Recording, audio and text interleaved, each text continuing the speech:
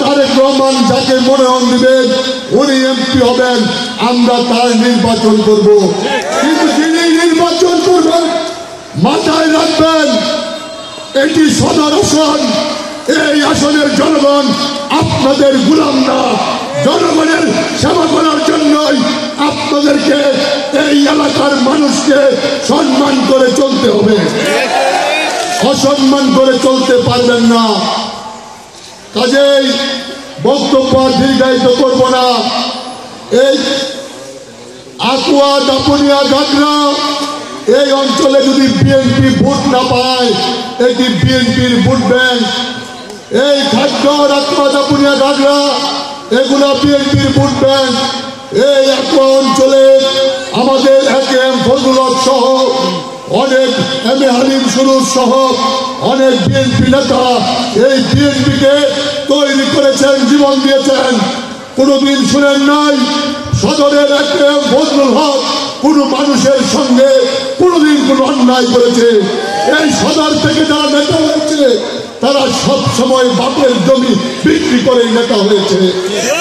মনে রাখতে হবে, সদরের মানুষ জুলুম করে না, সদরের মানুষ অন্যায় করে না, সদরের মানুষ জুলুমের প্রতিবাদ করে, সদরের মানুষ অন্যায়ের প্রতিবাদ করে, সদরের মানুষ কারো চামচামি করে না।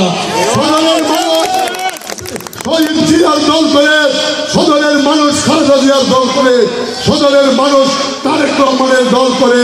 এই পুণ্যভূমিতে শহীদ জিয়াউর রহমানের পায়ে স্পর্শ করেছে, আজকের জন্য এটি বিএনপি ধানের শীষের ঘাঁটি হয়েছে। আলোচনা রাস্তা এই বাংলাদেশ স্বাধীন হওয়ার পরে এই অঞ্চল আকুয়া দাপুনিয়া ঘাগড়া একটি এলাকা বলে পরিচিত। আমার বাড়ি 10 নং দাপুনিয়া ইউনিয়ন, কিন্তু আমি মনে করি এই অঞ্চলে আমার বাড়ি 10 নং 11 নং ঘাগড়া, এই 8 নং আকুয়া ইউনিয়ন আমার বাড়ি। আমি শুধু আপনাদের কাছে 2-3টি কথা বলতে চাই। আপনারা বিদ্রোহী আকুয়ার সন্তান, এই বিদ্রোহী আকুয়ায় অনেক গর্বিত সন্তান জন্ম দিয়েছে। এই বিদ্রোহী আকুয়ার অনেক সন্তানরা ময়মনসিংহ সদরের নেতৃত্ব দিয়েছে। আমি আপনাদের কাছে অনুরোধ করতে চাই, আমি শুধু 2-3টি বক্তব্য রাখবো। আপনাদের ছেলে হিসাবে, আপনাদের সন্তান হিসাবে দীর্ঘদিন পরে বিএনপির ভারপ্রাপ্ত চেয়ারম্যান দেশনায়ক তারেক রহমান আমার মতো একজন অযোগ্য লোককে, সদরে জন্ম নেওয়া একজন সন্তানকে আপনাদের এই বিএনপি সহসচিবের দায়িত্ব দিয়েছেন। এজন্য ওনার প্রতি কৃতজ্ঞতা প্রকাশ করি, ধন্যবাদ জানাই। আপনাদের সকলের কাছে আমার আহ্বান থাকবে, যে সম্মান উনি আমাকে দিয়েছেন আপনাদের স্থানীয় লোক হিসাবে, আপনাদের ভাই হিসাবে, এই মাটির ভূমিপুত্র হিসাবে আমি যদি আর জীবনে কিছু নাও পাই, যে সম্মানের জায়গায় আছি, আমি জীবনের শেষ পর্যন্ত সদরের স্থানীয় মানুষের, এই সদরের জন্ম নেওয়া প্রতিটি মানুষের অধিকার আদায়ের জন্য আমি সংগ্রাম করে যাব। আমাদের এই এলাকায়, আকুয়া এলাকায় এক সময় এই ময়মনসিংহ কোতোয়ালির নেতৃত্ব দিত। এই আকুয়া থেকে অনেক নেতার জন্ম হয়েছে। আমি আপনাদের কাছে কিছুদিন আমার বড় ভাইরা, এখানে যারা বিএনপি নেতা আছেন তারা একটি বিএনপির অনুষ্ঠান করবেন, তার পূর্বেই যুবক ছেলেরা, তরুণরা একটি খেলার আয়োজন করেছেন। আমি এই তরুণ যুবকদেরকে বলতে চাই, আপনারা খেলার মাঠকে বেছে নেবেন। খেলার মাঠ আর ধর্ম এই দুটো মানুষকে সঠিক পথ দেখায়। আর যারা এখানে এই স্থানীয় তরুণ ছাত্র যুবক ভাইরা আছেন, আপনারা ইতিহাসের সাক্ষী থাকবেন।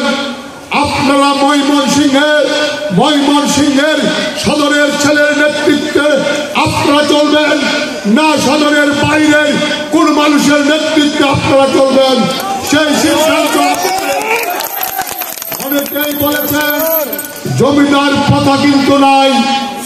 কোন একটা এই আকুয়া অঞ্চলের কোন একটা বাড়ি থেকে এই আকুয়া নিয়ন্ত্রণ চলবে না। এই আকুয়ায় বিগত দিনে নজরুল সহ অনেক বিএনপি নেতার উপর ওই নির্মমভাবে অত্যাচার করেছে, সেই দিন আপনাদেরকে পাওয়া যায় নাই।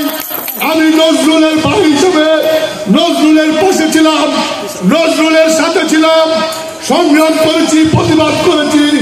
আজকে মাইক নিয়ে বড় বড় কথা বলেন, ওই আপনাদের ওই এক বাড়ি থেকে আর বিএনপি আওয়ামী লীগ দুই দল চালাবেন, আর আকুয়ার বিদ্রোহী জনতা সেটা মেনে নিবে, সেই আশা আর করবেন না। আমরা এই অঞ্চলের লোক, আমরা সংগ্রাম করেই বড় হয়েছি, আমরা বিদ্রোহ করেই বড় হয়েছি। আমি কিছু লোকের বক্তব্য শুনি, তাদের বক্তব্যটা এমন, তাদের নেতৃত্বে আকুয়া, তারা মনে করেছে সেই জমিদারি প্রথা, জমিদারি সিস্টেম, ওইগুলো এখন আর আকুয়ার মানুষ মানে না, ওইগুলো আকুয়ার মানুষ মানে না। কার দলের পিছনে কি অবদান, অতীতে অনেকেই সদনের বাইরের লোককে এনে সদনের মানুষের হৃদয়ে কষ্ট দিয়েছেন। সদনের মানুষের নেতৃত্বের জন্য এই আকুয়াতেও দু একজন বিদেশিদেরকে এনে নেতৃত্ব দিয়েছেন, তারা শুধু এই আকুয়াতে সন্ত্রাসী তৈরি করেছে। আমি বিশ্বাস করি এই সদনে জন্ম নেওয়া স্থানীয় কোনো মানুষ কোন সন্ত্রাসীর জন্ম দিতে পারে না। আপনাদের মনে আছে চুকাইতলা থেকে পারেরা একটা সন্ত্রাসের অপহরণ হয়ে গিয়েছিল, আপনারা ভয়ে কথা বলতে পারতেন না। ওই সময় কিন্তু ওই বাড়ির লোকেরা বিএনপি করার জন্য এই অন্যায়ের প্রতিবাদ করে নাই। আমরা, আপনি আমাদের দিকে তাকান, আমরা ওই সময় এই আকুয়া দিয়ে বিএনপি গিয়েছি। দাপুরিয়া বাজারে আওয়ামী লীগ আমাদের অনুমতি নিয়ে চলতে হয়েছে, আমাদের অনুমতি ছাড়া চলতে পারে নাই। পট পরিবর্তনের সঙ্গে সঙ্গে ভাগ হয়ে যায় না। যারা 15 বছর কষ্ট করেছে, যারা 15 বছর জেল জুলুম করেছে, যারা 15 বছরে এই দলের হাল ধরে রেখেছে, তারাই আজকে বিএনপির নেতৃত্ব দিবে। ওই 5 আগস্টের পরের কোন নেতা বিএনপির নেতৃত্ব দিতে পারবে না। আমরা অনেক কিছু জানি।